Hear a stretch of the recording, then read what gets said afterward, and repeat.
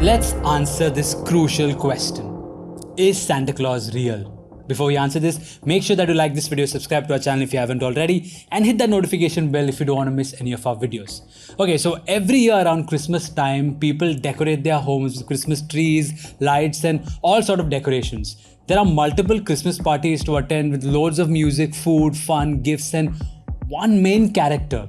Do you know who that is? No, it's not Jesus. In Germany, he is Kris Kringle. In France, he is Père Noël. British children call him Father Christmas. However, most of us know him as Santa Claus. Whether you celebrate Christmas as a Christian holiday or not, you still share stories about Santa, his reindeer, and how he comes down the chimney to bring gifts to children all over the world. So, is Santa Claus real? Where did the story of Santa Claus even come from? To answer this, we need to look at the story of St. Nicholas. When the early church celebrated Christmas, they didn't exchange presents on Christmas Day. They just celebrated Christ's Mass. Gifts were exchanged on December 6th, the feast day of St. Nicholas, who was known for his kindness and generosity. St. Nicholas was the Bishop of Myra in Asia Minor or present-day Turkey. While he is known for suffering imprisonment and exile during the persecution under Roman Emperor Diocletian and for punching the heretic Bishop Arius during the Council of Nicaea in 325 AD, he is more famously known for giving gifts and money to the poor.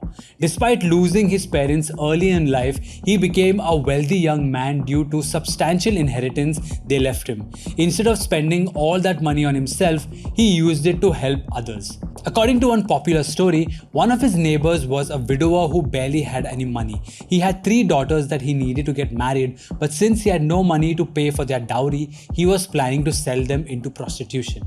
St. Nicholas, on hearing the sad situation his neighbor was in, decided to help. At night, he would toss a bag of gold through the neighbor's window. This provided enough dowry money for the eldest daughter to marry. He did the same for the next 2 nights as well. Thanks to St. Nicholas's generous heart, the girls were saved from a tragic fate. St. Nicholas soon became known as a holy and charitable man. After his death, he continued to be venerated as a saint by the Catholic Church. In the 6th century, Emperor Justinian I built a church in honor of St. Nicholas at Constantinople, and St. John Chrysostom included his name in the liturgy. By the 10th century, he became one of the most popular patron saints of the medieval period. St. Nicholas was also a patron saint for children.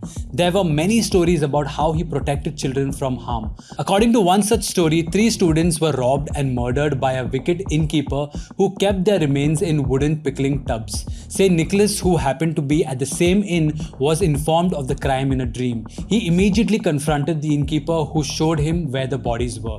Through a miracle, St. Nicholas prayed to God and brought the boys back to life. In another story which took place after his death, the townspeople of Myra were celebrating his feast day when a band of pirates from Crete came and looted the town. They kidnapped one boy, Basilios, to make him a slave. Through a twist of fate, however, the ruler chose Basilios to be his cupbearer since he wouldn't understand anything the king spoke to his subjects. The following year, Basilios' parents were still filled with the grief of losing their son. They refused to participate in the feast day celebrations.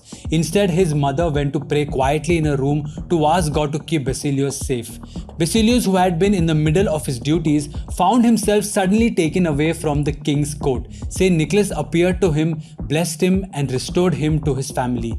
Many such stories soon gave St. Nicholas the reputation of protector of children. So, how did St. Nicholas the bishop become Santa Claus, the jolly old man in red? Well, after the Protestant Reformation, Protestants were doing their best to de-Catholicize any traditions they wanted to hold on to. They got rid of the liturgical calendar and rejected veneration of the saints. Martin Luther, who was not as opposed to Catholic traditions as some other Protestants were, suggested that Christians exchange gifts on Christmas to celebrate the gift of Christ. While he didn't include St. Nicholas in any of his Christmas traditions, St. Nicholas continued to be a popular saint in many countries. So, when did St. Nicholas become Santa? Well, there seems to be 2 main theories. In late medieval England, Father Christmas was a character who dressed in green and shared Christmas cheer with adults during the Christmas season. After the English Civil War of the 17th century, many people wanted to abolish Christmas traditions that they described as having wearing the trappings of paupery and rags of the beast, basically removing Catholicism from the traditions. So they merged the concept of St. Nicholas with Father Christmas. Christmas became a time when Father Christmas, a bearded, jolly old man, brought gifts to children on December 25th. Another theory is based on the Dutch who settled in English-speaking countries. In the Netherlands, St. Nicholas was initially known as Santa Claus. When they too started to give up their Catholic roots, they traded the bishop costume for the more kid-friendly Father Christmas image with a red suit, a round belly, and a beard as white as snow. Gradually, the Dutch Santa Claus became Santa Claus in English. So, what about the modern tradition of Santa with his reindeer and the sled coming down chimneys to bring gifts to children? While the origin of this idea isn't clear, it was definitely popularized after the 1823 poem called A Visit from St. Nicholas, also known as The Night Before Christmas, by Clement Clarke Moore. Today's image of Santa Claus is very different from that of the original St. Nicholas of Myra. While St. Nicholas doesn't climb down chimneys to give presents or fly in the sky with his sled and reindeer, the life of the bishop is definitely inspiring. He was not just a zealous defender of the faith, but a model of piety and charity. From his legendary generosity to a commitment to joy and spreading kindness, St. Nicholas stayed true to Jesus' command to serve the sick, the needy, and the suffering. This Christmas, regardless of whether you're hanging a stocking or putting shoes out for Santa, we can try to draw inspiration from the real Saint Nick and imitate not just his zeal for the faith, but a true heart to serve the poor. So, what do you think about this? Do you have any Christmas traditions related to Santa Claus? What other Christmas traditions would you like to know about? Let us know in the comments below. Also, if you like this video, let us know by liking and subscribing to our channel. It helps us a lot. Until next time.